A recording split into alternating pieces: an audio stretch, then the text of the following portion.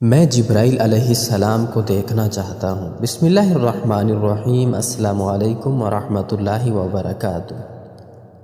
زمین عرب پر غزوہ احد کو رونما ہوئے 46 سال کا عرصہ گزر چکا تھا کہ حضرت سیدنا امیر معاویہ رضی اللہ تعالیٰ عنہ کے دور حکومت میں میدان احد کے درمیان سے ایک نہر کی کھدائی کے دوران شہدائے احد کی بعض قبریں کھل گئیں۔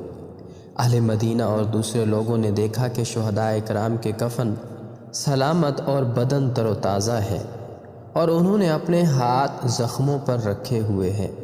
جب زخم سے ہاتھ اٹھایا جاتا تو تازہ خون نکل کر بہنے لگتا، یوں معلوم ہوتا تھا کہ پرسکون نیند سو رہے ہیں۔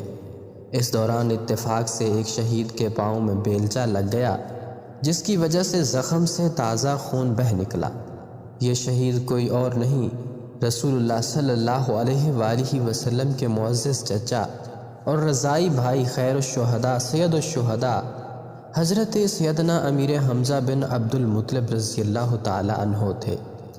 آپ رضی اللہ تعالی عنہ بہت حسین و جمیل تھے، خوبصورت پیشانی، درمیانہ کا شوریرا یعنی دبلا پتلا بدن، گول بازو جبکہ کلائیاں چوڑی تھیں۔ شعر و شاعری سے شغف تھا، شمشیر زنی، تیر اندازی اور پہلوانی کا بچپن سے شوق تھا۔ سیر و سیاحت کرنا، شکار کرنا من پسند مشغلہ تھا۔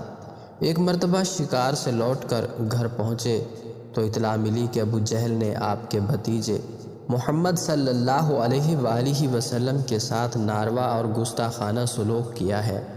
یہ سنتے ہی جوش غضب میں آپے سے باہر ہو گئے، پھر کمان ہاتھ میں پکڑے حرم کعبہ میں جا پہنچے اور ابو جہل کے سر پر اس زور سے ضرب لگائی کہ اس کا سر پھٹ گیا اور خون نکلنے لگا۔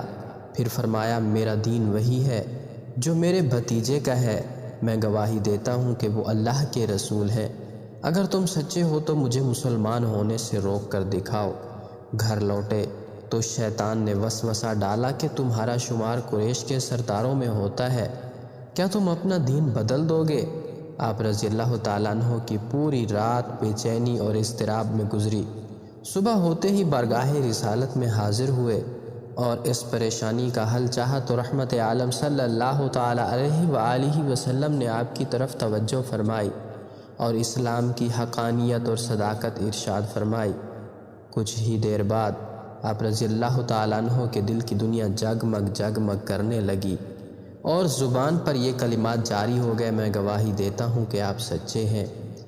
پیارے آقا محمد مصطفیٰ صلی اللہ علیہ وآلہ وسلم آپ رضی اللہ تعالیٰ عنہ سے بے حد محبت کیا کرتے تھے اور فرماتے تھے کہ میرے چچاؤں میں سب سے بہتر حضرت حمزہ رضی اللہ تعالیٰ عنہ ہے۔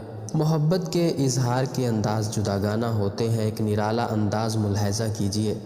ایک جانثار صحابی رضی اللہ تعالیٰ عنہ نے بارگاہ رسالت میں حاضر ہو کر عرض کی، میرے ہاں لڑکے کی ولادت ہوئی ہے، میں اس کا کیا نام رکھوں؟ تو رحمت عالم صلی اللہ علیہ وآلہ وسلم نے ارشاد فرمایا، لوگوں میں مجھے سب سے زیادہ اپنے چچا حمزہ سے محبت ہے، لہٰذا انہی کے نام پر اپنے بچے کا نام رکھو۔ ایک مرتبہ آپ رضی اللہ تعالیٰ عنہ نے بارگاہ رسالت میں درخواست کی کہ میں حضرت جبرائیل علیہ السلام کو اصلی صورت میں دیکھنا چاہتا ہوں۔ ارشاد ہوا، دیکھنے کی طاقت نہیں رکھتے؟